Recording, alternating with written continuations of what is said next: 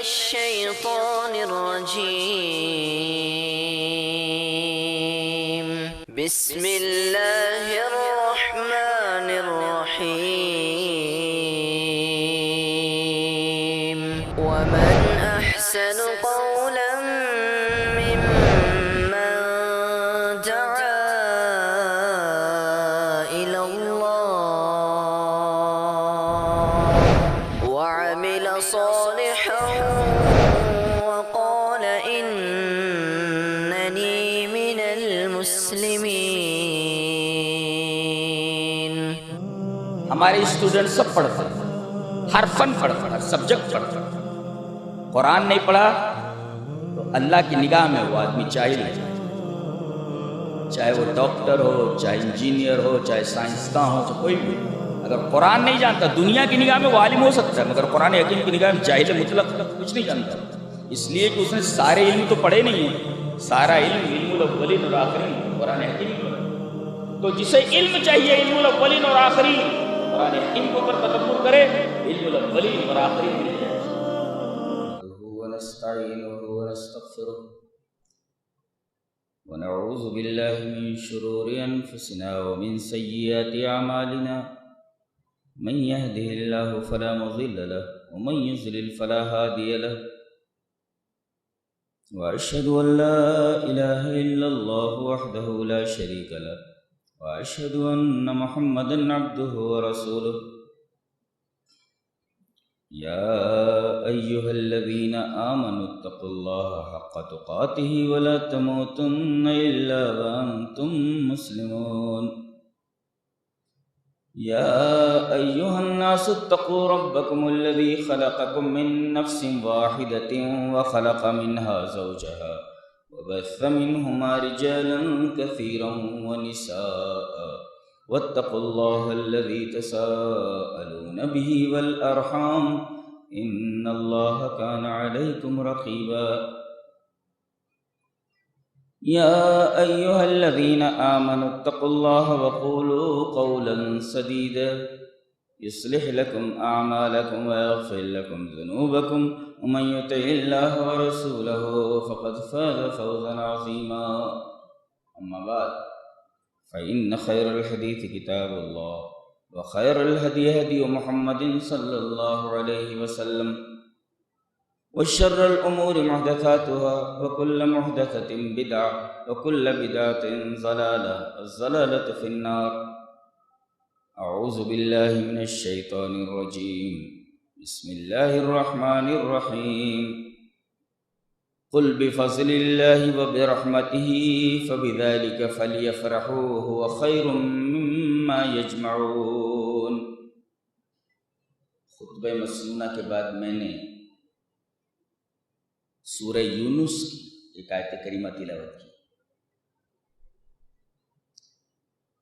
اللہ نے فرمایا قل بفضل اللہ وبرحمته فبذلك فليفرحوا وہ خیر مما یجمعون.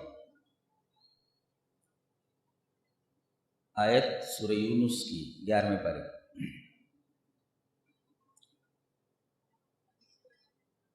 ترجمہ کیا ہے؟ اللہ اپنے نبی سے کہہ رہا ہے کہ آپ کہہ دیجئے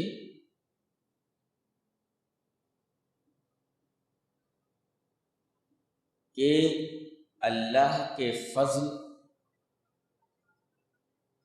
اور اس کی رحمت پر آدمی کو جتنا خوش ہونا ہو اتنا خوش ہو جائے.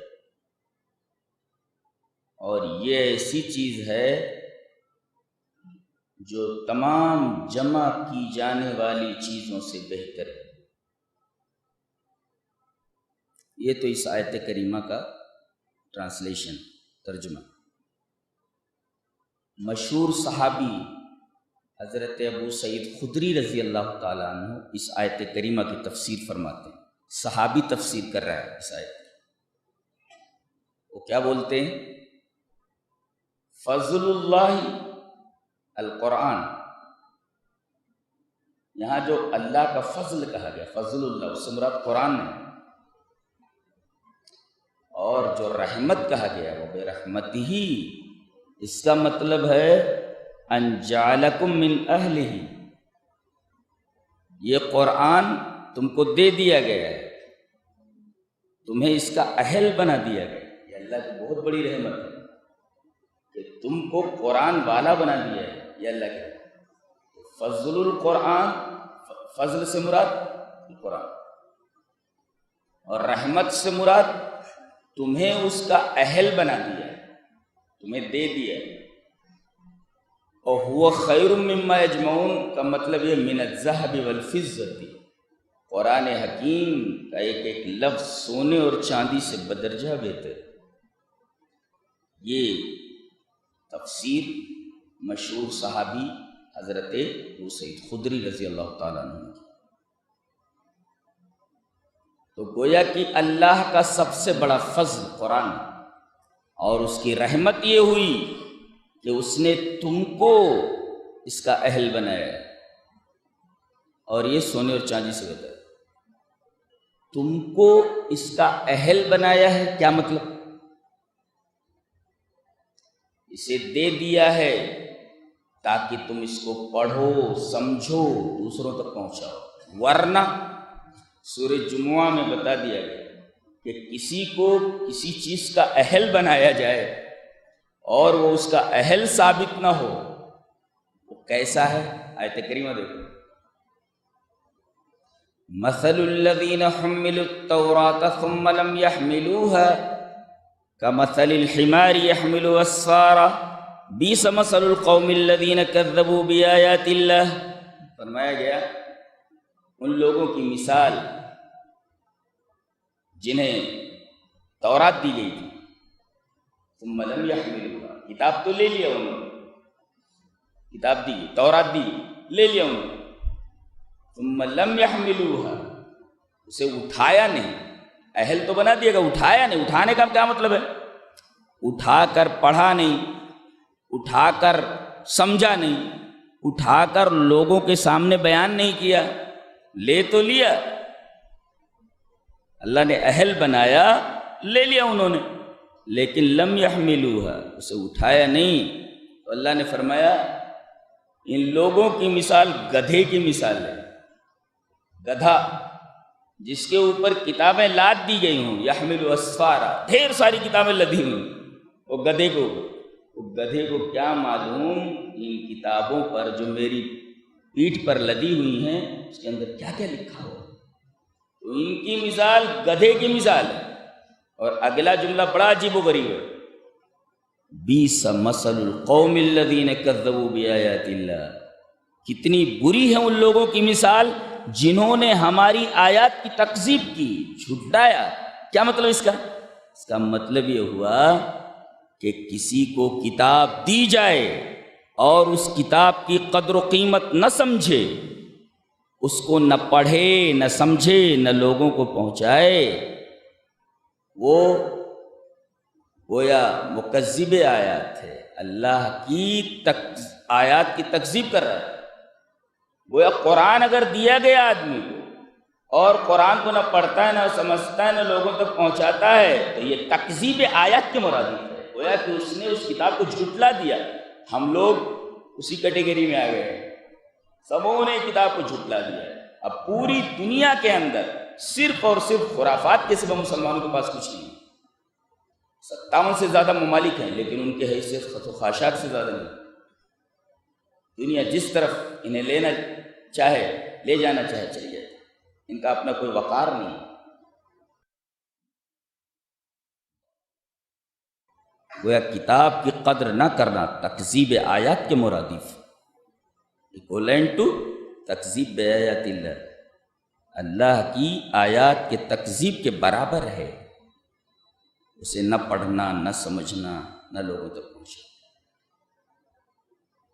تو یہ اللہ کا بہت بڑا فضل ہے، اس کی رحمت ہے کہ آپ اس کا اہل بنائیں. سونے چاندی سے بنائیں. اس کا فائدہ کیا ہے؟ آئیے ایک حدیث دیکھتے ہیں. حدیث اس طرح مان عبداللہ بن مسعود رضی اللہ تعالی عنہ قال قال رسول اللہ صلی اللہ علیہ وسلم القرآن شافع مشفع وماحل مصدق من جعلہ امامہ قادہ الی الجنہ ومن جعلہ خلفہ ساقہ الی النار، رواہ الطبرانی فی المعجم الکبیر۔ امام طبرانی اس حدیث پاک کو ایسے ہی طبرانی معجم کبیر کے اندر لایا۔ راوی حضرت عبداللہ بن مسعود ہیں۔ حضرت عبداللہ بن مسعود فرماتے ہیں کہ نبی اکرم صلی اللہ علیہ وسلم نے ارشاد فرمایا کہ قرآن سفارش کرنے والا ہے اور اس کی سفارش قبول کی جانے والی ہے۔ رب کی بارگاہ میں کوئی پھنس گیا ہے، کوئی اس کا حامی نہیں، مدد کرنے والا، قرآن آ جائے گا، اس کی سفارش کرے گا۔ اب جب وہ سفارش کر دے گا تو مشفع، سفارش قبول کر لی جائے گی۔ ایک تو قرآن کی یہ صفت ہے، فائدہ آپ کا، سفارش کر دی اس نے، آپ نجات پا گئے۔ وہ ماحل مصدق، اور ایسا جھگڑالو ہے جس کی تصدیق کی جائے گی۔ اس کا مطلب بندہ پھنسا ہوا ہے، اب یہ آ جائے گا، اللہ فرمائے گا یہ اس لائق ہے، اس کو جہنم میں ڈال دیا جائے گا، اس نے ایسی ایسی حرکتیں کی، تو یہ جھگڑا کرے گا۔ ارے قرآن تو پڑھا ہے، تیرے کلام کو تو پڑھا ہے، جھگڑا کرے گا یہ، اور جب جھگڑا کرے گا تو اس کے جھگڑے کی اللہ تصدیق کرے گا، ٹھیک ہے، جانے جنت میں۔ ماحل مصدق، ایسا اللہ سے جھگڑا کرنے والا ہے کہ اس جھگڑے کی تصدیق ہو جائے گی۔ اللہ فرمائے گا میرا کلام اس کے بارے میں مجھ سے جھگڑا کر رہا ہے تو اس کو جنت میں ڈالو۔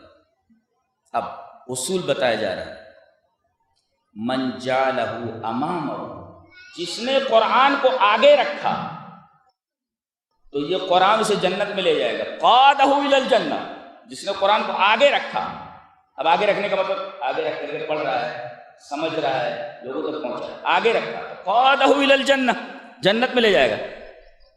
اور وہ من جعلہ خلفہ، جس آدمی نے قرآن کو اپنے پیچھے رکھ دیا تو پیچھے رکھنے کی وجہ سے اب نہ پڑھ رہا ہے، نہ سمجھ رہا ہے، اور نہ لوگوں تک پہنچا رہا ہے، پیچھے رکھ دیا، ساقہ الی النار، جہنم میں لے جانے والا۔ گویا قرآن سے وابستہ ہو جاؤ جنت میں پہنچ جاؤ گے، قرآن چھوڑ دو گے سیدھا جہنم، بیچ میں کوئی سٹاپ نہیں، سیدھے جہنم۔ یہ اس حدیث پاک سے واضح ہے۔ قیامت میں اس قرآن حکیم کا فائدہ کیا بتایا گیا؟ آئیے دیکھتے ہیں حدیث اس طرح، وعن عبداللہ بن عمرو رضی اللہ تعالی عنہ قال قال رسول اللہ صلی اللہ علیہ وسلم یقال لصاحب القرآن اقرأ وارتقی ورتل کما ترتل فی الدنیا فإن منزلک عند آخر آیت تقرأها، رواہ ابو داؤد فی کتاب الصلاۃ۔ حضرت امام ابی داؤد اس حدیث پاک کو ایسے ہی ابو داؤد شریف کتاب الصلاۃ میں لائے ہیں، اور راوی جیسا کہ معلوم ہوا حضرت عبداللہ ابن عمرو ہیں، وہ فرماتے ہیں کہ رسول اکرم صلی اللہ علیہ وسلم نے ارشاد فرمایا کہ یہ قرآن والے سے کہا جائے گا، قرآن پڑھ اور چڑھ، پڑھ اور چڑھ، اقرا ورتقی، قرآن پڑھ اور چڑھ، چڑھتا چلا جا، پڑھتا چلا جا، چڑھتا چلا جا، اور دھیرے دھیرے پڑھ، ترتیل کے ساتھ پڑھ، ٹھہر ٹھہر کر پڑھ۔ ورتل کما ترتل فی الدنیا، جیسا دنیا میں تو ٹھہر ٹھہر کر پڑھتا تھا ایسے ہی ٹھہر ٹھہر کر پڑھتا چلا جا۔ فَإِنَّ مَنزِلَكَ عِنْدَ آیَتِ آخِرٍ تَقْرَؤُهَا، جہاں آخری آیت ختم ہوئی، وَالنَّاسِ، وہی تیری منزل ہے، وہی تیرا مقام ہے۔ اندازہ لگائیے، قرآن پڑھتا جا رہا ہے، چڑھتا جا رہا ہے، اور آخری آیت اس کی منزل ہے، اس کا مرتبہ کیا ہے اندازہ نہیں لگا سکتے۔ یہ آخرت میں قرآن حکیم کا فائدہ ہے، جس نے دنیا میں قرآن کو اپنا دوست بنا لیا، صاحب، قاری نہیں، صاحب، ساتھ میرا دوست بنا لیا، صاحب میں نے دوست بنا لیا۔ تو قرآن کو صرف پڑھنا نہیں، اس کو دوست بنا لینا ہے، بیڈ بک بنا لینا ہے، بیڈ بک۔ ہاں، آدمی کو کوئی کام ہوا اٹھا کر کے قرآن کھول کر دیکھ لیا، بیڈ بک بناؤ، اس کو اپنا دوست بنا لو، صاحب میں نے دوست، یقال لصاحب القرآن۔ تو آخرت میں فائدہ ہے۔ بہت سارے لوگ چاہتے ہیں کہ علم حاصل ہو، زیادہ سے زیادہ علم حاصل۔ حضرت عبداللہ بن مسعود کی روایت دیکھیں، امام طبرانی رحمہ اللہ معجم کبیر میں لائے ہیں، روایت اس طرح، وعن عبداللہ بن مسعود رضی اللہ تعالیٰ عنہ قال من اراد العلم فلیصور القرآن فإن فیہ علم الاولین والآخرین رواہ الطبرانی فی المعجم الکبیر، امام طبرانی اس حدیث کو معجم کبیر میں لایا، راوی حضرت عبداللہ بن مسعود، وہ فرماتے ہیں کہ جس آدمی کو علم چاہیے کہ بہت علم مل جائے، فلیصور القرآن، قرآن پر غور کرے، تدبر کرے، فإن فیہ علم الاولین والآخرین، علم الاولین اور آخرین بن جائے۔ جتنے لوگ چلے گئے ان کا بھی علم ہے، جتنے لوگ آنے والے ہیں ان کا علم موجود ہے۔ اس کا مطلب ہے کہ قرآن حکیم کو ہم لوگوں کو سمجھا چاہیے، علم الاولین اور آخرین بن جائے۔ ہمارے اسٹوڈنٹ سب پڑھتے ہیں، ہر فن پڑھتے ہیں، ہر سبجیکٹ پڑھتے ہیں۔ قرآن نہیں پڑھا تو اللہ کی نگاہ میں وہ آدمی جاہل ہے، چاہے وہ ڈاکٹر ہو، چاہے انجینئر ہو، چاہے سائنسداں ہو، چاہے کوئی بھی ہو۔ اگر قرآن نہیں جانتا، دنیا کی نگاہ میں وہ عالم ہو سکتا ہے مگر قرآن حکیم کی نگاہ میں جاہل مطلق ہے، کچھ نہیں جانتا، اس لیے کہ اس نے سارے علم تو پڑھے نہیں ہیں۔ سارا علم الاولین اور آخرین تو قرآن حکیم میں پڑھے۔ تو جسے علم چاہیے علم الاولین اور آخرین، وہ قرآن حکیم کے اوپر تدبر کرے، علم الاولین اور آخرین مل جائے اسے۔ یہ فائدہ ہے قرآن حکیم پر تدبر کرنے کا، غور کرنے۔ نبی کریم صلی اللہ علیہ وسلم کی عادت مبارکہ دیکھیے کیا تھی، چلیے وہ حدیث پہلے پڑھتے ہیں۔ حدیث اس طرح، وعن جابر بن عبداللہ رضی اللہ تعالیٰ عنہ قال کان النبی صلی اللہ علیہ وسلم یجمع بین الرجلین من قتل احد فی ثوب واحد ثم یقول ایکم اکثر اخذا للقرآن فاذا اشیر له الى احدہما قدمه فی اللحد وقال انا شہید علی ہؤلاء یوم القیامہ امر بدفنہم بدمائہم ولم یغسلوا ولم یصلی علیہم، رواہ البخاری فی کتاب الجنائز۔ امام بخاری رحمہ اللہ اس پوری حدیث کو ایسے ہی کتاب الجنائز میں لائے۔ کیا ترجمہ؟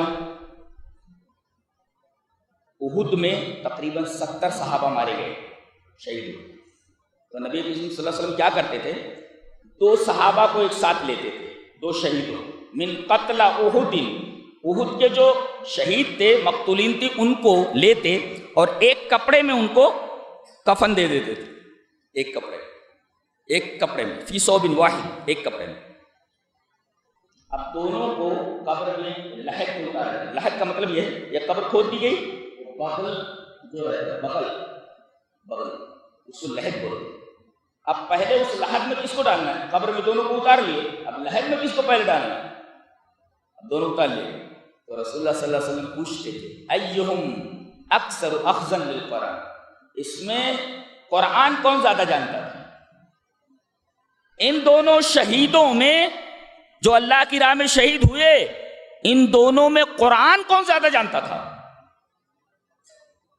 کہتے یہ تو قدمہ فی اللحد، تو آپ فرماتے تھے لحد میں سے پہلے ڈالو، بعد میں سے۔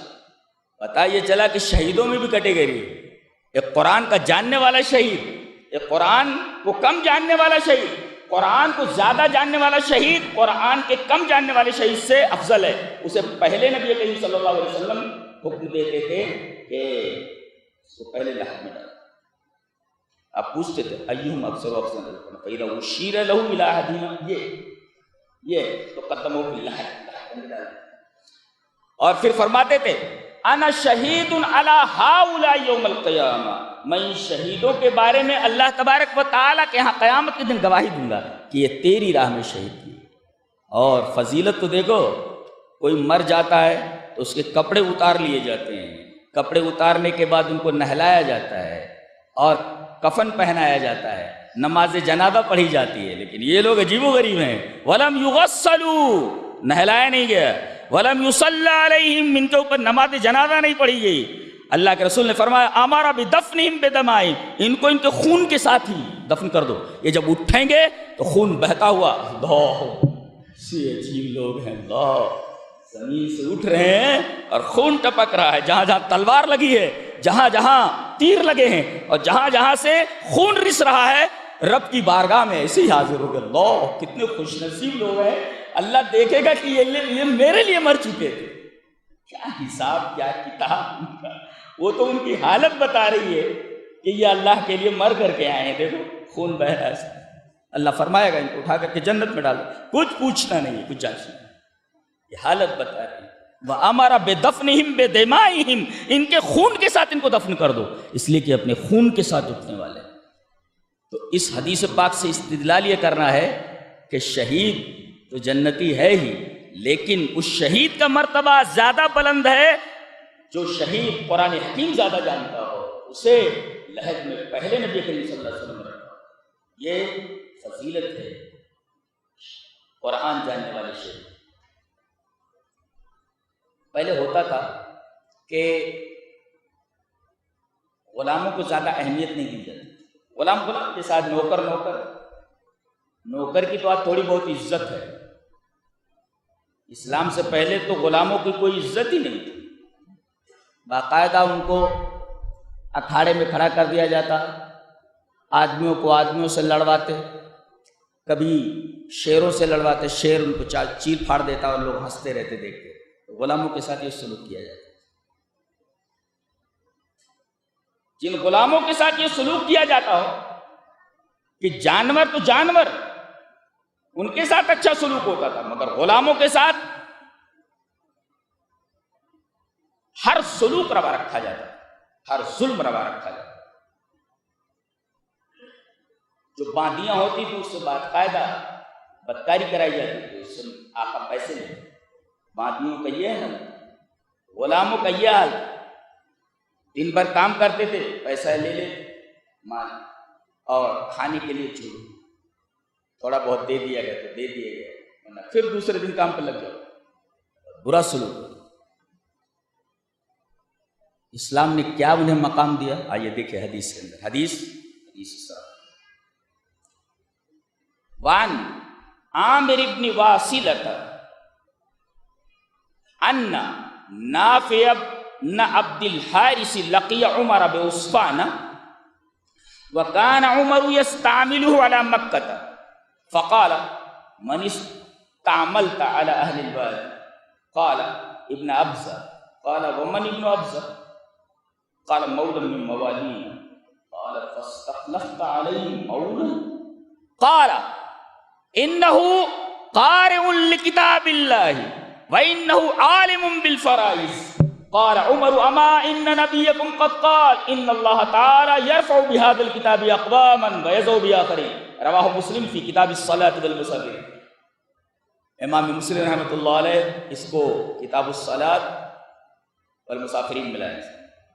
راوی حضرت عامر بن واصلہ، واصلہ واو الف سے لام بولتے، لڑکوں کا نام رکھنا چاہیے، بچے پیدا ہوں تو ان کا نام رکھنا چاہیے، واصلہ واو الف سے لام بولتے، واصلہ بہت خوبصورت نام ہے۔ کیا نام؟ واصلہ، سے بہت خوبصورت نام۔ تو عامر ابن واصلہ بالکل ریئر نام ہے نا، بچوں کا نام نہیں ہوتا ایسا۔ اس میں کتنے ایسے ہیں جن کے بچے کا نام واصلہ ہے؟ کسی کا نہیں ہے۔ خوبصورت نام ہے واصلہ، واو الف سے لام اور یہ لٹکا ہوا ہے واصلہ۔ تو عامر ابن واصلہ فرماتے ہیں کہ نافع ابن عبد الحارث حضرت عمر سے مقام عصفان میں ملے۔ عصفان دیکھا ہے آپ نے؟ وہ حدیبیہ کے قریب۔ ہم لوگ حدیبیہ کی مسجد میں نماز پڑھنے کے بعد باہر نکلے تو دیکھا کہ چھوٹے چھوٹے ٹیلے ہیں جگہ جگہ سے ابھرے ہوئے۔ میں نے پوچھا یہ ٹیلے؟ بولے یہی پورا ایریا ہے جہاں پر 14 یا 1500 صحابہ کرام نے بیٹھ کر کے صلح کی۔ یہ حدیبیہ کا مقام ہے اور تقریباً تھوڑے فاصلے کے اوپر 100 قدم سے زیادہ کے اوپر وہاں سے حدود حرم شروع ہوتا ہے۔ وہاں ایک کھمبا لگا ہوا ہے جو بتاتا ہے کہ یہ یہاں سے حدود حرم شروع ہوتا ہے۔ یہیں پر روک لیا گیا ہے کہ آپ حرم کے حدود میں داخل نہیں ہو سکتے، یہی بات کیجیے جو بات کرنا۔ اور وہاں ایک مسجد بنی ہوئی تو امام صاحب سے عربی میں گفتگو ہوتی رہی، بڑا اچھا لگا، اور اس کے بعد انہوں نے دکھایا، سب بتایا حدیبیہ یہی یہاں مسجد بنی۔ تو اس کے بعد ادھر ایک دیوار ایسے کھینچی ہوئی دور تک، لوگوں نے بتایا کہ وادی عصفان ادھر ہی کہیں ہے پیچھے۔ تو وادی عصفان کے اندر یہ نافع ابن حارث حضرت عمر سے ملے، اور حضرت عمر کیا چاہتے تھے کہ نافع ابن حارث کو مکہ کا گورنر بنائے۔ وکان عمر یستعملہ علی مکہ، اور ان کو مکہ کا گورنر بنایا ہے، ایک بات بتاؤ، وادی والوں کے اوپر، اہل وادی پر کس کو تم نے نگراں بنایا ہے؟ کون حاکم ہے اہل وادی کا؟ کہا کہ ابن ابزا۔ اچھا، یہ اہل وادی کے اوپر تم نے ابن ابزا کو خلیفہ بنایا ہے؟ بولے ہاں۔ کہا ابن ابزا کو؟ من ابن ابزا؟ ہو از ابن ابزا؟ ابن ابزا کون؟ کہا کہ مولم من موالینا، وہ ایک غلام ہے ہمارا۔ قال فاستخلفت علیہ مولا، ارے غلام کو تم نے خلیفہ بنا دیا، اہل وادی کا ہیڈ اور ان کا حکمراں ایک غلام کو تم نے بنا دیا۔ یہ کون بولا؟ حضرت عمر رضی اللہ تعالیٰ۔ ایک غلام کو تم نے اہل وادی کے اوپر حکمراں بنا دیا ہے، ابن ابزا کو جو غلام ہے۔ یعنی پوچھنے کا انداز، کہنے کا انداز بڑا عجیب و غریب تھا۔ فاستخلفت علیہ مولا، غلام کو تم نے ان کا حکمراں بنا دیا۔ تو نافع بن عبد الحارث جواب دیتے جناب اس کے اندر دو باتیں، انہو قارئ لکتاب اللہ، اللہ کی کتاب کا قاری ہے وہ، وَإِنَّهُ عَالِمٌ بِالْفَرَائِض، اور علم الفرائض جانتا ہے۔ علم الفرائض کا مطلب ایک آدمی مر گیا تو ایک بیٹی چھوڑا ہے، دو لڑکے ہیں، ماں ہے، باپ ہے، تو سب کو کتنا کتنا تقسیم کیا جائے، مشکل فن ہے، پڑھایا جاتا ہے اسکولوں میں علم الفرائض۔ تو یہ اللہ کی کتاب کا قاری ہے اور علم الفرائض کا ماہر ہے، تو قاری قرآن کی وجہ سے ہم نے اس کو اہل وادی کا حکمراں بنا دیا ہے۔ تو حضرت عمر خاموش ہو گئے۔ گویا اگر غلام بھی عالم کتاب و سننا ہو اور قاری لکتاب اللہ ہو تو اسے بھی آزاد لوگوں کے اوپر حکمراں بنایا جا سکتا۔ اللہ۔ اور وہیں پر حضرت عمر نے کہا سنو، ان نبیکم قد قال، تمہارے نبی کہہ گئے ہیں، ان اللہ یرفع بہذا الکتاب اقواما ویذو بآخرین، کہ اللہ اس کتاب کے ذریعے لوگوں کو بلند کرتا ہے، اس کتاب کے ذریعے لوگوں کو گرا دیتا ہے۔ دیکھو ایک غلام کو اللہ تعالیٰ نے ایک بڑا پوسٹ دے دیا اس قرآن میں۔ قرآن اونچا اٹھاتا ہے جو اسے جڑتا ہے، اور نیچے گرا دیتا ہے جو اس کو چھوڑ دیتا ہے۔ قرآن جس پر اترا جانتا ہے نا قرآن کیا ہے؟ ایک دفعہ رات کی تاریکی میں نبی کریم صلی اللہ علیہ وسلم ایک گلی سے گزر رہے ہیں، گلی میں سے ایک اندھیرا ہے، سامنے گلی کے حضرت ابو موسیٰ اشعری کا گھر ہے۔ قرآن بہت خوبصورت پڑھتے ہیں، بہت اچھا قرآن پڑھتے تھے۔ یہ ہیں عبداللہ بن مسعود ہیں، یہ بہت اچھا قرآن پڑھتے ہیں۔ موسیٰ اشعری کی آواز بہت پیاری ہے۔ رات میں ان کی آواز ان کے کمرے سے کھڑکی سے باہر آ رہی ہے۔ اندھیرے میں نبی اسی گلی میں کھڑے ہوئے، سنسان گلی ہے، نبی کھڑے ہیں، ابو موسیٰ اشعری کی آواز ہے۔ ابو موسیٰ کو بھی معلوم نہیں کہ نبی تاریک گلی میں کھڑے ہوئے ہیں، اندھیرے میں کھڑے ہوئے ہیں۔ وہ قرآن پڑھتے گئے اور نبی وہی چپ چاپ کھڑے ہوئے۔ اللہ، جس کے اوپر قرآن اتر رہا ہے وہ اپنے ایک امتی کو قرآن پڑھتے دیکھ کر کے کھڑا ہو جاتا ہے، اور جب تک وہ قرآن پڑھتا رہتا ہے تب تک آپ اس گلی میں کھڑے رہتے ہیں۔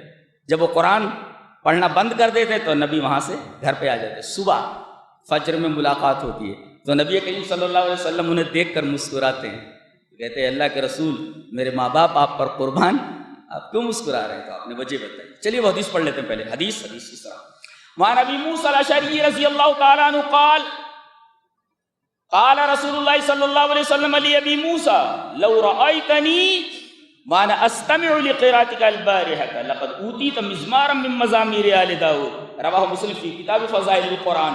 حضرت امام مسلم رحمہ اللہ اس حدیث کو ایسے ہی کتاب فضائل القرآن کے اندر لائے۔ راوی حضرت ابو موسیٰ اشعری ہیں جو خود قرآن پڑھنے والے تھے۔ حضرت ابو موسیٰ اشعری فرماتے ہیں کہ صبح جب نبی ملاقات کرنے کے لیے آگے بڑھے، مسکرا رہے، پوچھا کہ اللہ کے رسول آپ کیوں مسکرا رہے؟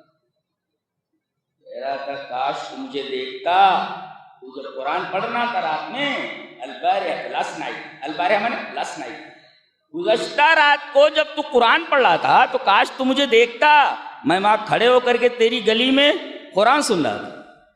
آج کل گلیوں میں کیا ہوتا ہے، نوجوان کھڑے ہو کر کے کیا کرتے ہیں؟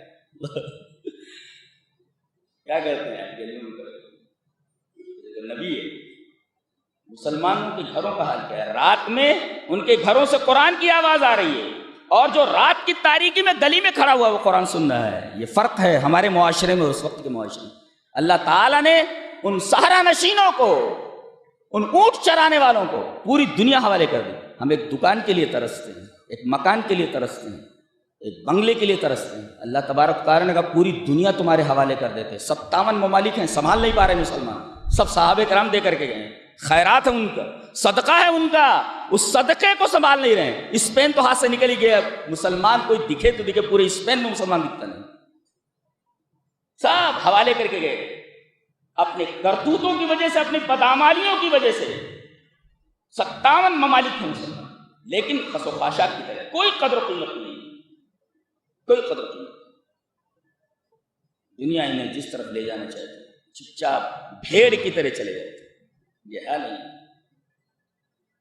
اس لیے کہ ان کو قرآن سے کچھ لینا دینا نہیں. عربوں سے پوچھئے قرآن، ان کو بھی معلوم ہے قرآن کیا ہے، اللہ ماشاءاللہ جو بہت زیادہ پڑھے وہ تو اور عیاشیوں میں مبتلا ہے. جیسے آج پیسہ مل جائے عیاشیوں میں مبتلا ہو جائے. لڑکا کیا کر رہا ہے، لڑکی کیا کر رہی ہے، بھائی کیا کر رہا ہے، سب کیا کر رہے ہیں.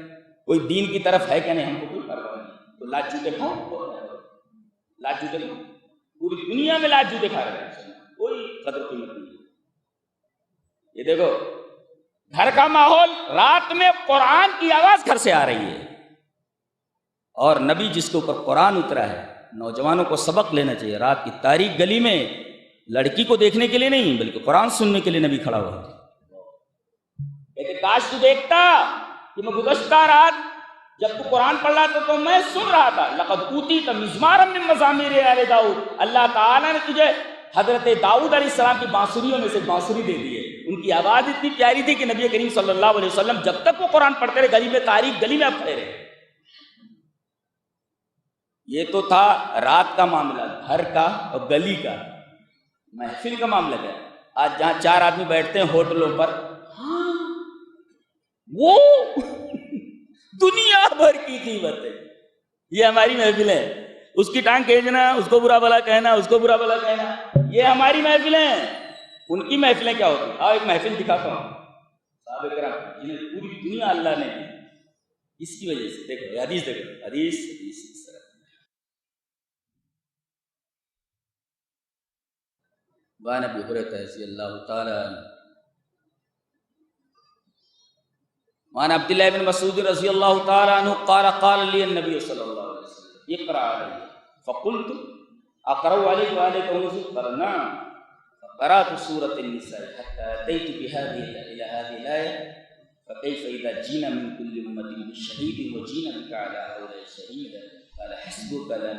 فالتفت إليه فإذا عیناہ تذرفان. رواه البخاری فی کتاب التفسیر. حضرت عبداللہ ابن مسعود فرماتے ہیں کہ صحابہ بیٹھے ہوئے، عبداللہ ابن مسعود بھی اس بیت پہ رہا.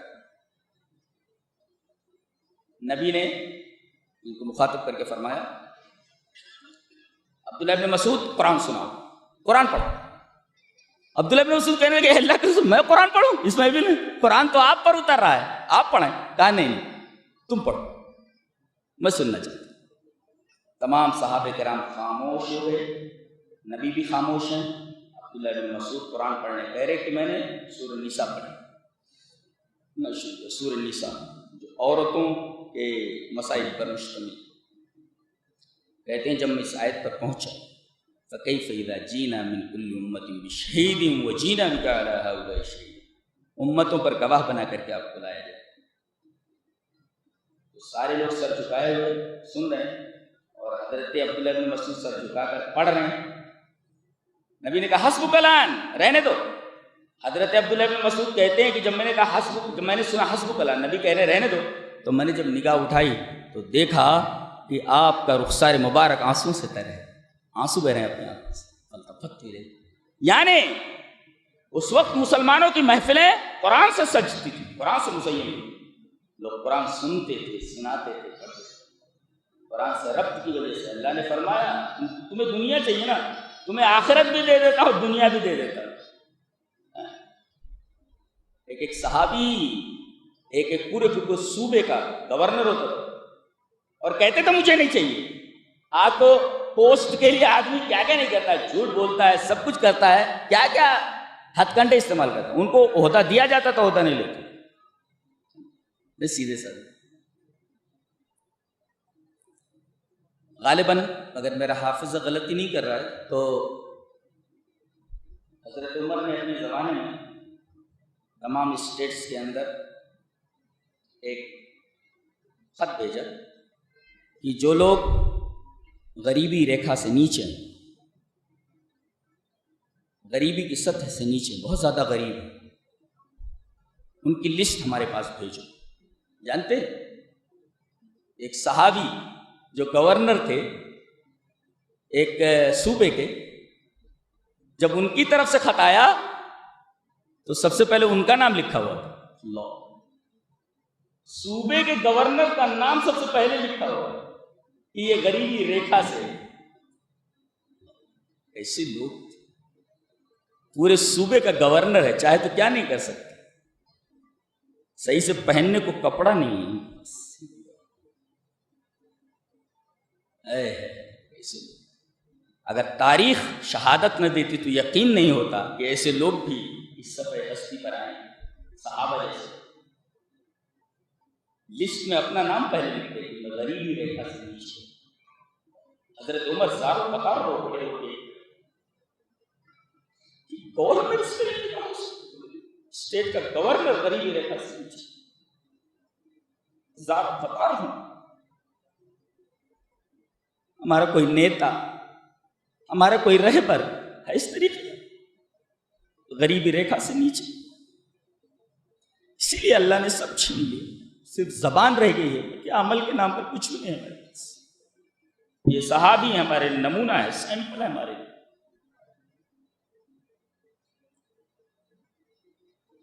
ابو موسیٰ اشعری رضی اللہ عنہ, جانتے یہ کون ہیں؟ یہ کوفہ کے گورنر ہیں. کون؟ ابو موسیٰ اشعری. یہ کوفہ کے گورنر ہیں جو قرآن پڑھ رہا تھا. ارے اسے پڑھنے کا موقع ملتا ہے, پوسٹ مل جائے. یہ کوفہ کا گورنر ہے, یہ جو قرآن کو رات میں پڑھ رہا ہے اور جس کی آواز سننے کے لیے نبی طاری کے لیے. کوفہ کا گورنر ہے یہ ابو موسیٰ اشعری. ہمارے گورنروں کا حال یہ تھا. تب اللہ نے بڑی عزت عطا فرمائی. جانتے ہیں مامون الرشید اعظم, یہ ہارون رشید کے بیٹا ہے, قیصر قسطنطنیہ کو جب خط لکھتا تھا تو کہتا یا کلب الروم, وہ ڈاگ آف روما, اے روم کے کتے, حد میں رہ. کیا جبروت, اے روم کے کتے حد میں رہ. جبروت تھا. ہو سے کیے تو پوری کی پوری دنیا سناٹے میں کھڑے ہو جانا. اللہ نے وہی تجارت وہ کھو دیا مسلمان, قرآن کو چھوڑ دیا.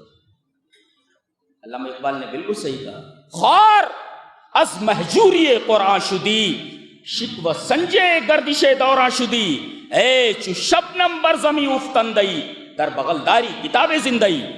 کہ قرآن کو چھوڑ کر کے تو ذلیل و خوار ہوا. کہتے ہیں اے وہ قوم جو شبنم کی طرح زمین پر پڑی ہوئی ہے اور اغیار تجھے اپنے پاؤں تلے روند رہے ہیں. حیرت کی بات ہے کہ تو اس قدر مر گئی ہے جبکہ تیرے پاس ایک زندہ کتاب ہے, تیری بغل میں ایک زندہ کتاب ہے, تیری حالت ایسی مری. زندہ کتاب رکھنے والی قوم اس قدر مردہ ہو چکی. اس کا مطلب کتاب تو ہے لیکن اسی طرح جیسے گدھے کے اوپر کتاب لگتی ہے.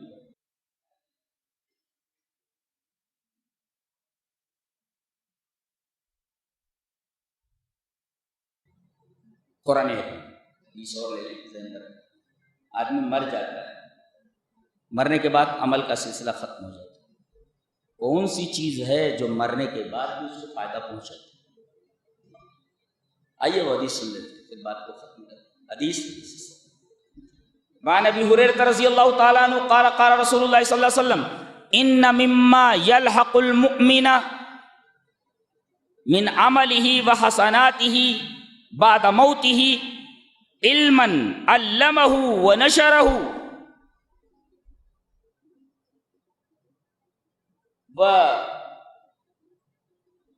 ومصحفا ورثه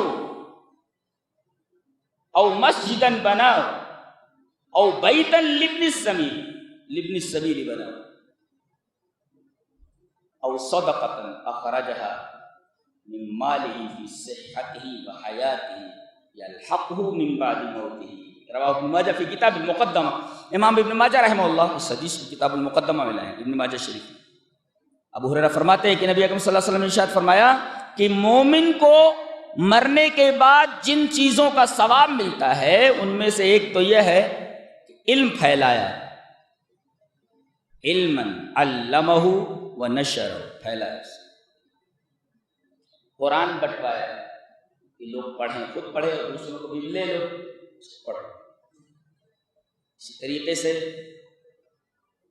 کوئی مسجد بنا دی اور مسجدن بناؤ، مرنے کے بعد اس کا ثواب ملتا ہے، اور بیتن لبلی سے کوئی سرائے بنا دیا جہاں مسافر ٹھہرتے ہیں، اس کا ثواب اسے ملنے والا، اور یا کوئی صدقہ نکالا اپنے حلال مال سے اپنی زندگی میں، اپنی حیات، اپنی زندگی اور اپنی حیات میں جانتے ہیں کیا ہے؟ صحت میں، صحت ہمارے کیا ہوتا تھا، آدمی نے زندگی میں کبھی بھول کر اللہ کی راہ میں کچھ نہیں کیا، اب جب مرنے لگا تو کیا کرتے تھے، وہ ایک برتن میں ڈھیر سارا چاول اور ایک برتن میں ڈھیر سارا گیہوں وہ لاتے تھے، اور اس آدمی کا جو مرنے کے قریب ہے اس کا ہاتھ پکڑ کر کے وہ گیہوں کے برتن کے اوپر رکھ دیتے، پھر چاول کے برتن کے اوپر رکھ دیتے، یعنی اب یہ اس کی طرف سے ہو گیا یہ سب دل کے بہلاوے، فی صحت ہی، صحت کی حالت میں اللہ کی راہ میں خرچ کرے، وہ تو دوسرا اس کا ہاتھ پکڑ کر اس پر رکھ رہا ہے،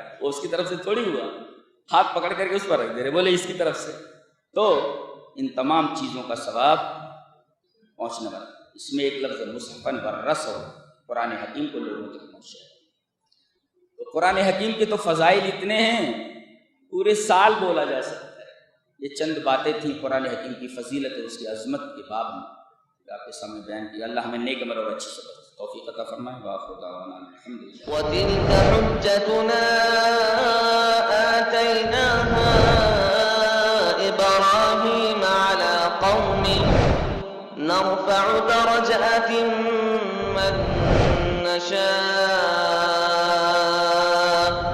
إِنَّ رَبَّكَ حَكِيمٌ عَلِيمٌ وَوَهَبْنَا لَهُ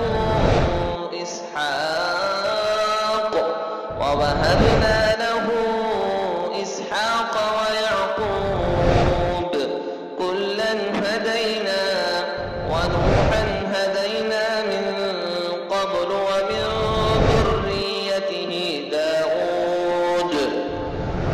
ومن ذريته داود وسليمان وأيوب ويوسف وموسى وهارون وكذلك نجزي المحسنين